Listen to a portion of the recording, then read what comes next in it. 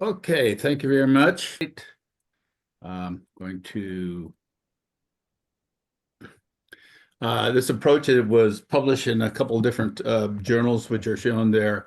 The approach was developed by myself and my wife, Lynn Haas, and we basically called it integrating the complementary therapies, the energy, psychology, and Dreamwork, Dream to Freedom method, because it integrates what's known as the emotional freedom technique and some solid dream working approaches.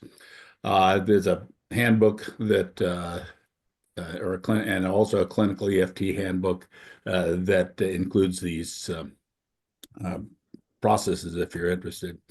The theoretical basis for this is that it follows the principles of the transformational sequence. Transformational sequence was basically the term was named by Eric Hulley and Walker, Bakefield, and Hudson and Stockhold. And the what it basically is a sequence that starts with the reactivation of a stressful memory, which creates a stressful response for an individual. Uh, and when one reacts this or reactivates a stressful memory, the neural circuits involved in that stressful memory remain labile for about 4 to 5 hours, meaning that they can actually be modified by what then is learned after that point. And for the therapy to work, what they do is create a scenario contradictory to that old learning, to that old memory, and the old stress response. And they juxtapose the two in a learning experience. This is part of the therapy that helps to uh, basically rewire those neural circuits. And as a result, the old memory will be what's called reconsolidated with the new learning. In other words, the new learning will be integrated with the old memory and actually change the emotional response. It doesn't change the actual memory itself. It just changes the emotional response. What we do with the Dream to Freedom approach is we use Dreamwork to recall and reactivate the old stressful emotional memory and response. I use an approach called Gestalt therapy and scripted role play. Basically, what that does is if a person has a dream or a nightmare, usually of an old trauma, then the dream work helps to bring out that original memory. It's just a rapid way of doing that. And then, secondly, what we do is we use EFT and the emotional freedom technique, the tapping approach that stimulates acupoints and dampens the arousal areas in the brain. What this does is creates a calming sensation in the limbic system, chemically, basically, that contradicts the old stressful reaction. So the amygdala basically is normally triggered or wired to trigger a stressful response to the emotional memory, and instead it senses this calming sensation and basically relearns, rewires, and basically considers now that what was originally a threat now is considered to be less stressful or less of a threat. And what happens at that point is the old memory reconsolidates. That is, there's a new emotional reaction to the memory that's created out of this procedure.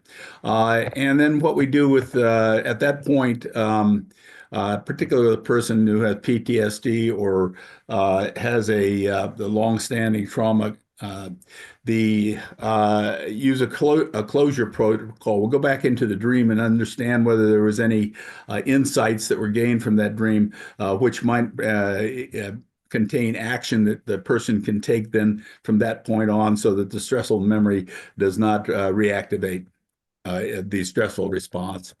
Uh, in the particular book that I referenced and the journals that I referenced, we had 7 different cases that we looked at that varied in nature and severity: from anxiety, fear, guilt, conflict, daily migraines, and one of them that that actually was so severe it ended the person's career. And In all 7 cases, what we found is the role play, the dream work itself, surfaced the related stressful memory. The stress in those 7 cases was rated on a scale of 0 to 10 from 7 to 12. So it was fairly severe. EFT, the tapping, reduced the stress level from 1 to 0 within about 3 to 6 rounds of tapping. I'll talk about what that meant. Uh, uh, 4 of them during that process had a new memory arise. Uh, in other words, the stress from the old memory seemed to reduce. However, all of a sudden, the stress increased when a different memory associated with it increased. So we worked on that through tapping for a couple rounds. The closure protocol with the dream resulted in finding a specific practical action step in each particular case.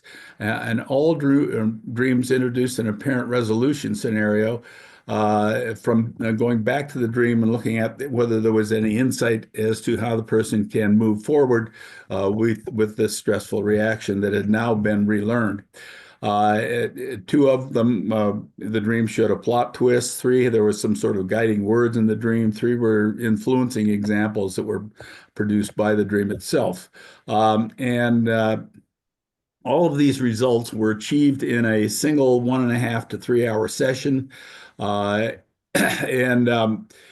4 of them that we followed up after some time period, the ones that had some follow-up action, resolved their immediate stated problem by applying the action steps that they learned from the dream work. And there was one major migraines case where the person's life had been changed. They basically lost their job. They lost their boyfriends, etc. And we checked on that particular case, and there was no recurrence of the migraines or the stressful reactions after 1.5 years. So probably the best way to explain this is to provide a case example. In this particular case, this was one of the sessions that we ran. It was a workshop session, and this woman, Karen, came into the workshop. She indicated that her situation was that she had a loving relationship with a new boyfriend, Jim, who was having an operation. She wanted to be nurturing, strong, and there for him, but an unidentifiable anxiety grew inside her every time she thought about taking care of him, to the point where she decided that all she could do from the stress is to break up the relationship, and she was going to do it that day after the workshop. So she enters the workshop with this on her mind and shared the following dream. She said, I dreamed I'm in a home I shared with my ex-husband looking out over trees that contain black things. My mother is there, and we are trying to decide whether they're birds or bats. She said, I woke with great anxiety. It was a very upsetting dream. This little simple dream was a nightmare that was triggered by some sort of trauma that she had in her past life, earlier in her life. And so the first part of the approach here is to try to understand what emotional situation that the person's dream is dealing with. In other words, what was the stress that created this nightmare? And I used something called role play. It was a Fritz Perl approach, and I basically let the dream speak, or some element of the dream speak. And it's based on the theory that the dream images in our dreams picture the emotions of the dreamer. So I asked her to re-enter the dream. I asked her to pick something that draws her attention, and she said a lone bird's nest.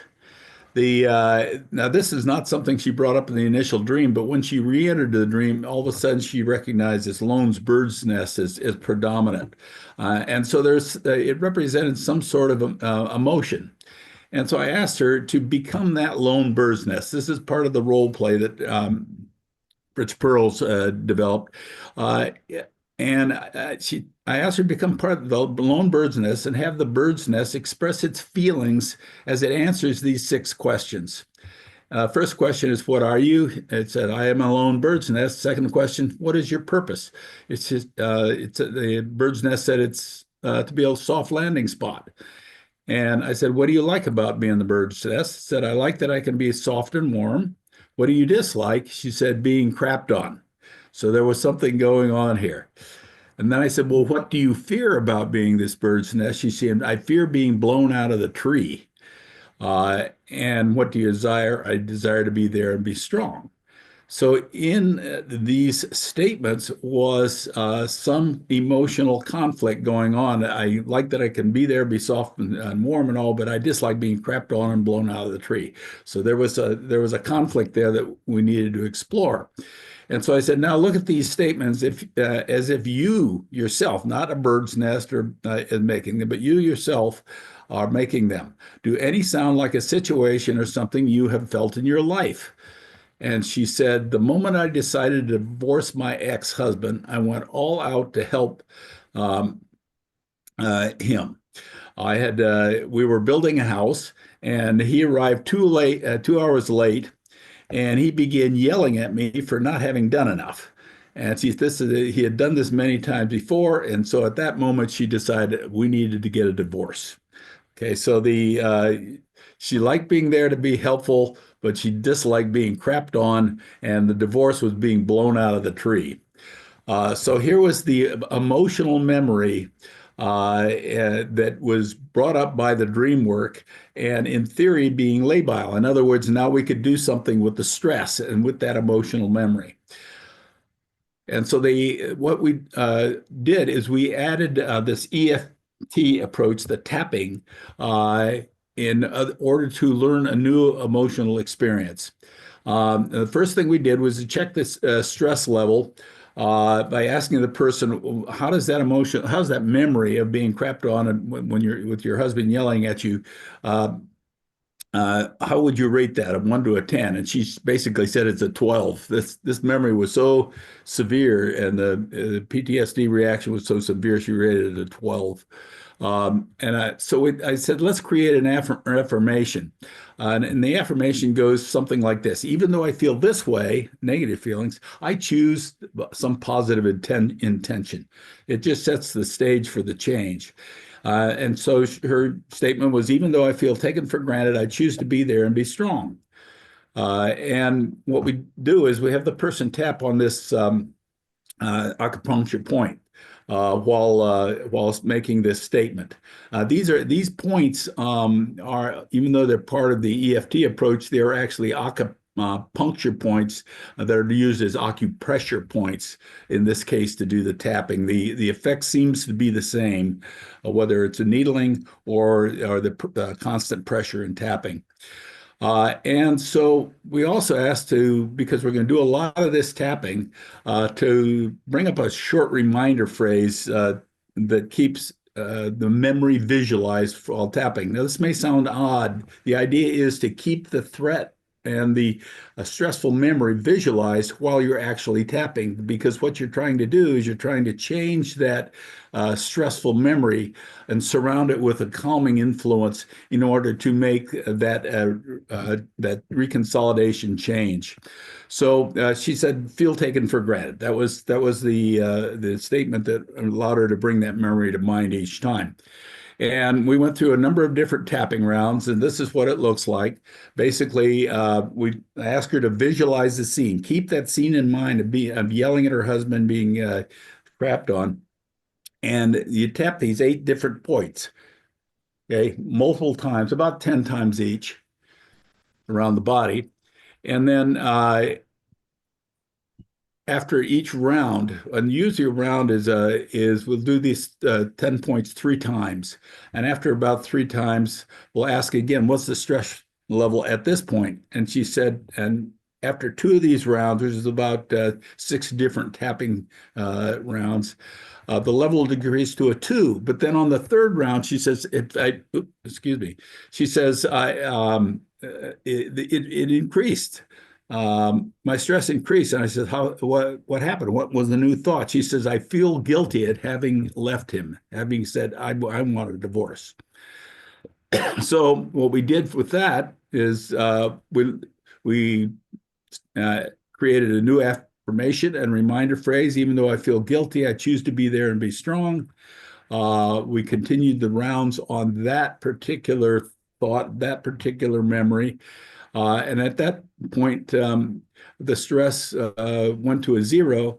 And an interesting thing happens when this happens is that the person tends to have this strange smile on their face, like, oh my gosh, it went away. I feel very calm. And I asked, what just happened? She says, well, I can recall the memory. That didn't change, but it feels almost silly now.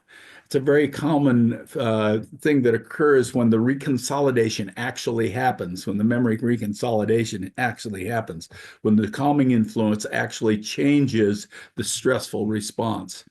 Uh, and so what you can see is the episodic memory of the event remained completely unchanged, but the emotional memory, the stress response to that particular memory was altered by this approach.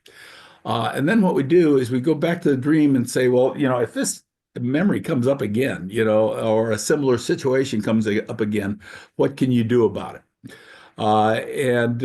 The first part is that is, did the dream attempt to resolve anything? And we look for 5 clues.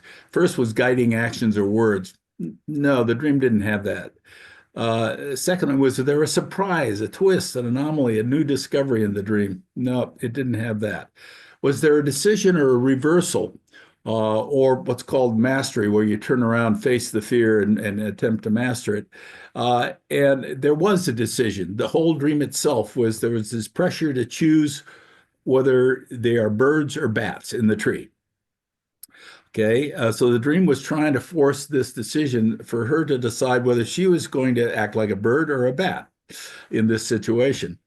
Was there an exemplary person or event? And she said, yes, there was her mother was there. And I said, well, what's your mother like? She said, oh, she's very nurturing. So there was a nurturing influence in the dream. The dream was trying to help her make this decision, whether she's going to continue as a bird or a bat, and whether and was putting a nurturing influence on that. And was there any reinforcement? No, there wasn't. Uh, so what the even though there was those clues in the dream, the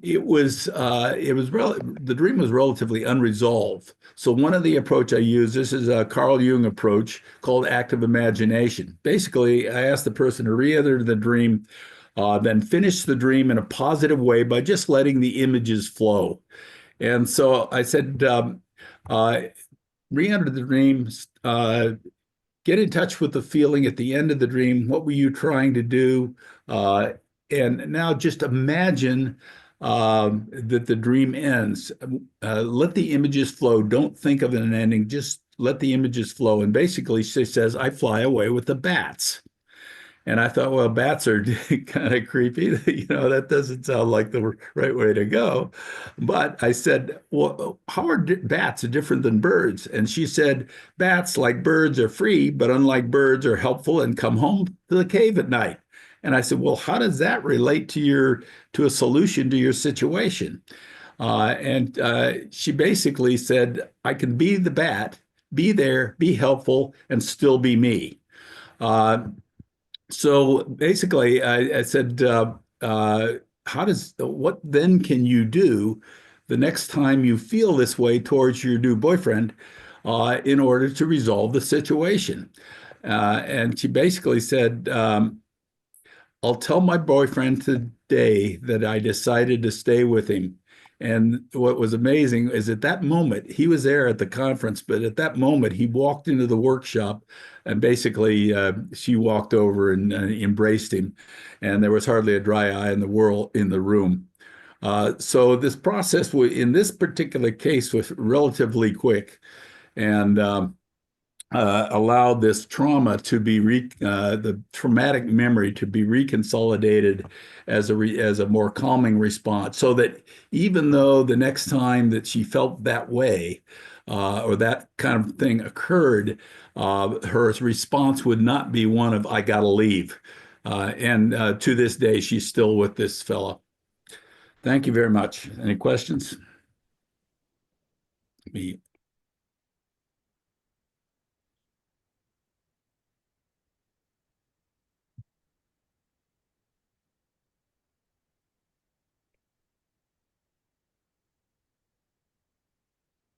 Okay,